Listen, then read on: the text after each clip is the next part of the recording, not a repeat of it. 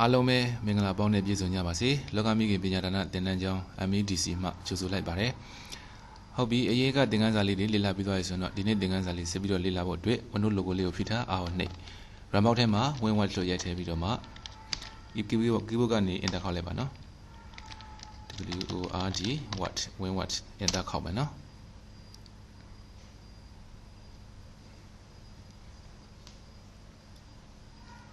ဟုတ်ပြီဒီမှာ blank document လေးယူလိုက်ပါမယ်ညီမချင်းထိုးပါမယ် RAND run လို့ရိုက်ထည့်ပါမယ်ကွန်းစားကွန်းပိတ်ထဲမှာကိုခေါ်ချင်တဲ့လောက်စာပိုက်လေးနံပါတ်လေးရိုက်ထည့်ပါကွန်းပြန်ပိတ်ပါ enter ခေါက်ပါနော်ဟုတ်ပြီအဲ့ဆိုတော့ဒီသင်ခန်းစာလေးမှာတော့ bullet တက်တဲ့ပုံစံမျိုးလေးတွေဒီကလေ့လာမှာဖြစ်ပါတယ် bullet တက်တယ်လို့ခေါ်တယ်နော်ဒီကောင်လေးရဲ့နာမည်လေးက bullet လို့ခေါ်ပါတယ်နော်ဟုတ်ပြီအဲ့ဆိုတော့က bullet တက်ဖို့အတွက်ဒီစာပိုက်လေးတွေကတော့ပုံမှန်ခေါ်နေကြမလို့ခေါ်လိုက်တာပါเนาะဒီစာပိုက်လေးတွေခေါ်ပြီးတော့လေ့လာကြရတော့မလို့ဒီသင်ခန်းစာလေးမှာဥပမာဒီမှာ down arrow လေးရှိတယ်เนาะဒီ bullet ရဲ့ဘေးနားလေးမှာ down arrow လေးရှိတယ် down arrow လေးကိုတစ်ချက်နှိပ်လိုက်တဲ့အခါမှာဒီလိုပုံစံလေးတွေပေါ်လာလိမ့်မယ်ဒီထက်ကပုံစံလေးတွေကိုယူသုံးလို့ရပါတယ်စိတ်ကြိုက်ယူသုံးလို့ရတယ်ဥပမာကိုကဒီထက်ကနေဒီလေးတော့ပုံစံမျိုးလေးကြိုက်တယ်ဆိုရင်သူ့တစ်ချက်နှိပ်လိုက်ပါဒီမှာပေါ်လာလိမ့်မယ်เนาะဟုတ်ပြီအမှစာလေးတွေရေးမယ်နာမည်ကတော့ဘယ်သူလဲပေါ့နော်နာမည်ကမောင်ပေါ့နော်ပြီးရင် enter ခေါက်လိုက်ပါနောက်ထပ်ထပ်ထည့်ကြမလို့ तू က auto လေးပေါ်လာပေးတယ်နော်နာမည်ကမောင်နေတာဘယ်မှာလဲဆိုရင်ရန်ကုန်မှာပေါ့နော်ရန်ကုန်မှာ enter ခေါက်လိုက်ပါဒီမှာကျတော့ကိုယ့်ရဲ့ mobile phone number ပေါ့နော်39ဘာညာတာရကပေါ့နော်ဒါတော့ကိုစင်ပြည်ဟာလေးထည့်လိုက်ပါဟုတ်ပြီဒါကတော့ဘူးလေးရဲ့အနေထားကအပေါ်ဆုံးတစ်ခုမှထည့်ပြီးသွားလို့ရှိရင်အောက်ကစာတွေမှာစစ်တိုက်သူ့ဟာသူ auto လေးတွေလိုက်လာပေးတာဖြစ်ပါတယ်အဓိကတော့ဒီ bullet လေးတွေကကြပြားလေးတွေစာပေလေးတွေရေးတဲ့အခါမှာအသုံးပြုတဲ့အပိုင်းလေးပါတကယ်လို့ကိုက enter ခောက်တိုင်းမှာ bullet ကလိုက်ပါနေတဲ့အတွက်ကြောင့်မလို့ device စီချရမယ့်အခါမှာဒီဟာလေးကိုဘယ်လိုလုပ်လို့ရလဲဆိုတော့ enter ခောက်လိုက်ပေါ့နော်ဒီမှာနောက်ထပ်တစ်ချက် enter ခောက်လိုက်ပုံမှန်အပြင်ဆိုရင်တော့ enter တစ်ချက်ခောက်လို့ရှိရင်တော့ bullet ကလိုက်ပြီးတော့ပေါ်နေတယ်ဒါပေမဲ့နောက်ထပ် enter တစ်ချက်ထပ်ခောက်လိုက်နော်အဲဆိုရင်ပျောက်သွားလိမ့်မယ်နော်ပျောက်သွားတဲ့ခါကျမှနောက်ထပ် bullet လေးတစ်ခါထပ်ပြီးတော့ထပ်တက်လိုက်ပေါ့နော်အဲဆိုလို့ရှိရင်လည်းရပါတယ်ဒီမှာစားလေးရေးကြည့်လိုက်မယ်နော်သူ့ရဲ့ရှင်းနာမှာတစ်ချက်ထောက်မယ် bullet လေးပြန်တက်ကြည့်မယ်ဒီလိုလေးပြန်တက်လိုက်ပေါ့အဲ့လိုဆိုလို့ရှိရင်လည်းစာပိုက်တစ်ပိုက်ကချားပြီးတော့မှ bullet လေးကလည်းလိုက်ပါကြအကြောင်းမရှိတော့ပေါ့နော်ဟုတ်ပြီဒီမှာ bullet လေးကိုပြန်ဖြစ်လို့ရတယ် enter ခောက်ပြီးတော့နော်ဟုတ်ပြီအဲ့ဆိုဒါ bullet တက်တဲ့ပုံစံလေးပါဒီထဲမှာကိုကြိုက်တဲ့ design ပုံစံလေးတွေတက်လို့ရတယ်နော်ဒီမှာကြိုက်တဲ့ပုံစံလေး design လေးတက်လို့ရပါတယ်ဟုတ်ပြီဒါဆိုလို့ရှိရင်တော့ဒီအရှိမသူပေးထားတဲ့အလွယ်လေးတွေပေါ့နော်ဒါလေးတွေကအသုံးများတာလေးတွေကိုသူကချပြထားတာဖြစ်ပါတယ်ကိုယ့်အနေကိုစိတ်ကြိုက် bullet လေးတွေတက်မယ်ဆိုရင်ဒီမှာ define new bullet ဆိုတာလေးရှိပါတယ်သူ့ကိုတစ်ချက်နှိပ်ပါဒီထဲမှာမှဒီမှာ left တို့ right တို့ရှိတယ်ပေါ့နော် center တို့ရှိတာပေါ့အခုလက်ရှိဒါ left ကိုရွေးထားတာဖြစ်ပါတယ် left ကိုရွေးထားတာဖြစ်တဲ့အတွက် bullet လေးတွေကဘယ်ဘက်မှာပေါ်ပေးတာဖြစ်ပါတယ်အကယ်၍ဒါဒီနေရာလေးမှာ right ဆိုတာလေးရွေးပြီးတော့ okay ပြလိုက်တယ်ဆိုရင်နောက်ရေးတဲ့စာတွေမှာညာဘက်မှာပေါ်ပေးမှာဖြစ်ပါတယ်နော်ဒီမှာဒီက bullet လေးတွေကိုသွားပြီးတော့နေရာရွေးလို့ရတယ်ဆိုလေးပြောတာပါပုံမှန်အဖြစ်တော့ left မှာပဲရေးတာများပါတယ်ဟုတ်ပြီအဲ့ဆိုတော့ကိုကဒီထဲမှာသူပေးထားတဲ့ design လေးတွေကိုမကြိုက်ဘူးနောက်ထပ် design လေးတွေထပ်ထည့်ခြင်းနဲ့ဆိုရင်ဒီမှာ sample ဆိုတာလေးကိုနှိပ်ပါ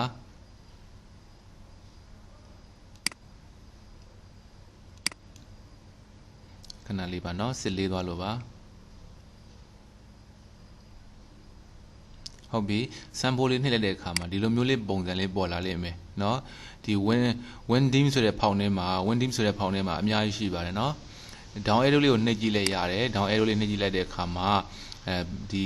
mouse ကနေ scroll wheel လေးပေါ့နော်ဘေးလေးနဲ့အောက်ကိုလှိမ့်ရှာလို့လည်းရတယ်ဒီဘေးနားမြားလေးကိုအောက်ဆိုင်နေတဲ့မြားလေးကိုတစ်ချက်စီထောက်ပြီးတော့မှပေါ်တင်အောက်ရှာပြုလုပ်လို့လည်းရတယ်အဓိကကဒီလိုပုံစံအလှလေးတွေရှိတာကဒီ WinD ရယ် WinD2 ရယ် WinD3 ရယ်ပေါ့ဒါလေးတွေမှလည်းရှိတယ်လောလောဆယ်တော့ဒီထဲမှာဖောင်လေး3ခုပဲမှတ်ထားပေါ့နော်နောက်ထပ်ဖောင်လေးလည်းရှိပါသေးတယ်ဒီထဲမှာ WinD ဖောင်ကိုမှတ်ထားလိုက်ပါနော်တကယ်လို့ဒီ bullet ကိုနှိပ်လိုက်တဲ့အခါမှာဒီလို wimd ဆိုပြီးတော့တမ်းမပေါ်ဘူးဆိုရင်ဒီပေါ်မှာဒီပေါ်နေတဲ့ဇာလေးကို select ပေးလိုက် wing လို့ရိုက်ထည့်လိုက်ပါเนาะဒီစလုံးလေးတော့စလုံးပေါင်းလေးတော့မှတ်ထားပေးပါ wing လို့ရိုက်ထည့်လိုက်ပါပြီးရင်ဒီ down arrow လေးကိုတစ်ချင်းနှိပ်လိုက်ပါအဲ့ဆိုရင်ဒီမှာ windy ဆိုတဲ့ဖောင်းလေးတွေတွေ့မှာဖြစ်ပါတယ်ဒီထက်ကနေကိုက windy 2မှာ3မှာလား windy 3ကဟာကို3မှာလားယူသုံးလို့ရတယ်เนาะဥမာအခုဆိုရင်လောလောဆယ်ပြောင်းနေတယ်ပေါ့ပြန်ပြောင်းနေတာဟို wing လို့ရိုက်ပြီးတော့ပြန်ရှာမယ် down arrow လေးကိုတစ်ချင်းနှိပ်ပါဒီမှာ windy ဆိုတဲ့ဖောင်း2လေးကိုရွေးလိုက်ပါမယ်ဟုတ်ပြီဒီထက်မှာဆိုရင်ဖုန်းပုံစံလေးတွေပါမယ်လက်ညှိုးညွှန်ထားတဲ့ပုံစံလေးတွေလည်းပါမယ်ပေါ့နော်တခြားလက်မထောင်တာလေးတို့တခြားကိုသုံးကျင်တဲ့အရာလေးတွေယူသုံးလို့ရပါတယ်နော်ဒါကတော့ windy 2နဲ့ပါ2ထဲမှာပါ3ထဲမှာကျတော့3ထဲမှာကျတော့မြားကွေးလေးတွေပုံစံလေးပါတယ်ပေါ့နော်ဒီမှာတော့မြားလေးတွေပုံစံလေးပါတယ်ရိုးရိုး windy နဲ့မှာတော့နာယီပုံစံလေးတွေလည်းပါလိမ့်မယ်နော်နာယီပုံစံနော်ဒီထဲမှာတော့သင်္ကေတလေးတွေတော့အများကြီးเนาะနာယီပုံစံလေးကဒီထဲမှာတော့မတွေ့သေးဘူးเนาะ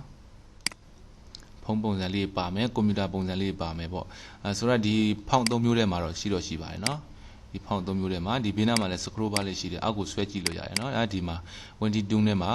နာယီပုံစံလေးတွေပါတာဖြစ်ပါတယ်เนาะဟုတ်ပြီဒီထက်ကကိုကနေပြီးတော့ကိုသုံးပြရမယ့်ပုံစံလေးကနာယီပုံစံလေးဖြစ်နေတယ်ဆိုရင်နာယီပုံစံလေးကိုတစ်ချက်နှိပ်လိုက်ပါပြီးရင် okay ပေးလိုက်ပါเนาะပြီးရင် okay ပေးလိုက်ပါအခုနကနေရာလေးကိုပြန်သွားကြည့်မယ်เนาะဒီ bullet နေရာလေးကိုပြန်ကြည့်မယ်အဲဆိုရင်နာယီပုံစံလေးရောက်လာမှာဖြစ်ပါတယ်เนาะဒါကတော့ဒီအောက်ကနေ define new bullet ကနေပြီးတော့သွားရှာတဲ့သဘောလေးပါเนาะအဲဆိုရင်ဒီနားဟာလေးတွေကိုပြန်ပြီးတော့ဖြစ်လိုက်ပါမယ် select ပေးပြီးတော့ keyboard က delete ကိုနှိပ်ရင်လည်းဖြစ်သွားပါလိမ့်မယ်เนาะ select ပေးပါ delete နှိပ်ပါ select ပေးပါ delete နှိပ်ပါဟုတ်ပြီเนาะအဲဆိုရင်ဒီက bullet ထဲမှာနာယီပုံစံလေးရွေးလိုက်မယ်နာယီပုံစံလေးပေါ့เนาะနာယီပုံစံလေးကြာလာပြီစာလေးတွေရေးမယ် enter ခောက်မယ်စာလေးတွေရေးမယ် enter ခောက်မယ်စာရေးမယ် enter ခောက်မယ်ဒီလိုမျိုးလေးပါเนาะဒါကတော့ bullet တက်တဲ့ပုံစံလေးပါเนาะဒီ bullet လေးတွေကဒီ Microsoft မှာဆိုလို့ရှိရင်တော့မဖြစ်မနေအသုံးပြုရတဲ့ပုံစံလေးပဲဖြစ်ပါတယ်ဟုတ်ပြီမလိုအပ်တော့ဆိုရင် select ပေး keyboard က delete ကိုနှိပ်ပါ paste ဆုပ်ပါเนาะ paste ပေးကိုနှိပ်လိုက်လို့ရှိရင်ပြန်ပြောက်သွားလိမ့်မယ်เนาะဟုတ်ပြီအဲ့ဆိုတော့အခုနက define new bullet ထဲမှာဒီရှေ့က sample ဆိုတဲ့အကြောင်းလေးကိုပြောခဲ့တာပေါ့နော် sample လေးကိုတစ်ချင်းနှိပ်လိုက်လို့ရှိရင်ပုံစံလေးပေါ်လာတယ်ပေါ့ဒီထဲကနေကြိုက်တာလေးရွေး okay ပေးပေါ့နော်ဒါကတော့ sample လေးပါနောက်တစ်ခုက picture ဆိုတာလေးဒီထဲမှာထူးခြားပါတယ် picture ဆိုတာတော့ကိုယ့်ရဲ့ရုပ်ပုံလေးတွေတွားထည့်လို့ရတယ်ပေါ့နော်ဟုတ်ပြီဒီမှာ internet လေးခဏပေးလိုက်အောင်မယ်နော် internet လေးခဏပေးလိုက်ပါမယ်သူက internet ဖွင့်ထားတယ်ဆိုလို့ရှိရင်သူကဒီ online နဲ့ကပုံလေးတွေတွားပြတာဖြစ်ပါတယ်နော်ဟောများသောအားဖြင့်သင်တန်းသားတွေကဒီကွန်ပျူတာတွေမှာ internet မရတဲ့အတွက်ကြောင့်မလို့ပုံစံလေးတွေနည်းနည်းကွာနေမှာဆိုလို့အရင်ဆုံး internet ပိတ်လိုက်တာဖြစ်ပါတယ် file ဒီမှာ picture ဆိုတာလေးကိုတစ်ချက်နှိပ်ပါဒီမှာ web offline ဆိုတာလေးကိုတစ်ချက်နှိပ်ပါနော် offline ထဲမှာဆိုရင်ကိုနှစ်သက်ရာကြိုက်နှစ်သက်ရာပုံလေးတွေယူသုံးလို့ရပါတယ်ကိုယ့်ရဲ့ကွန်ပျူတာထဲမှာဘယ်ပုံလေးတွေရှိတာလဲပေါ့နော်ရှိတဲ့ပုံလေးတွေလိုက်ရှာပြီးတော့ထည့်လို့ရတယ်ဒီကွန်ပျူတာထဲမှာရှိလားမရှိလားတော့မသိသေးဘူးเนาะတခြားလေးပြန်ရှာကြည့်လိုက်ပါဦးမယ်ဟုတ်ပြီဒီမှာဆိုလို့ရှိရင် desktop ပေါ်မှာတော့ဗောနော် desktop ပေါ်မှာလောကမိခင်ပညာဒါနသင်တန်းကျောင်း MEDC ဆိုတဲ့ logo design လေးရှိတယ်ပေါ့နော်ဟုတ်ပြီသူဒီ design လေးကိုတစ်ချက်နှိပ်လိုက်ပါမယ်ပြီးရင် insert ဆိုတာလေးနှိပ်ပါမယ် okay နားလည်မယ်နော်ပြီးရင် okay လို့ပေးလိုက်ပါပြီးသွားလို့ရှိရင်ဒီ bullet နေရာလေးကိုသွားလိုက်ပါဒီမှာလောကမိခင်တစ်စိတ်လေးတွေ့ပါလိမ့်မယ်သူ့တစ်ချက်နေလိုက်เนาะအဲဆိုစာရေးလို့ရမယ် enter ခောက်ပါမယ်စာရေးပါမယ် enter ခောက်ပါမယ်စာရေးပါမယ်အဲဆိုရင်ဒီလောကမိခင်ပညာဒါနသင်တန်းကျောင်းရဲ့ logo တစ်စိတ်လေးတွေကစာရေးတိုင်းလေးမှာလိုက်ပြီးတော့ပေါ်ပေးနေမှာဖြစ်ပါတယ်ဒါကတော့ bullet ထည့်သွင်းတာဖြစ်ပါတယ်เนาะဟုတ်ပြီအဲဆိုရင် bullet ထည့်သွင်းတာလေးကိုအားလုံးပဲနားလည်ကြလိမ့်မယ်လို့မျှော်လင့်ပါတယ်เนาะဒါကတော့ကိုယ့်အနေကိုစိတ်ကြိုက် bullet လေးတွေတက်တဲ့အပိုင်းလေးဖြစ်ပါတယ်ဟုတ်ပြီအဲဆိုတာလေးတွေမလိုအပ်တော့ဆိုရင် select ပေးလိုက်ပါ keyboard က delete ဆိုလေးနှိပ်လိုက်ပါเนาะ paste ဆုပ်လိုက်ပါမယ်ဟုတ်ပြီနောက်တစ်ခုကဘာလဲဆိုတော့ numbering ဆိုတာလေးစစ်ပြီးတော့ပြောပါမယ်เนาะဒီ numbering နဲ့မှာကြတော့သူ့မှာလည်းဘေးနားမှာ down arrow လေးပါပါတယ် down arrow လေးကိုတစ်ချက်နှိပ်လိုက်ပါဒီထဲမှာပုံစံလေးတွေအများကြီးရှိတယ်ပေါ့နော်1 2 3လည်းရှိတယ်ဒီမှာ1 2 3မှာကွင်းစားကွင်းပိတ်ထားလေးပါတဲ့ဟာလည်းရှိတယ်ပေါ့နော်ဒီမှာရောမအခရာလေးတွေ1 2 3လည်းရှိမယ် ABC လည်းရှိမယ် ABC အသေးလည်းရှိတယ်ပေါ့နော်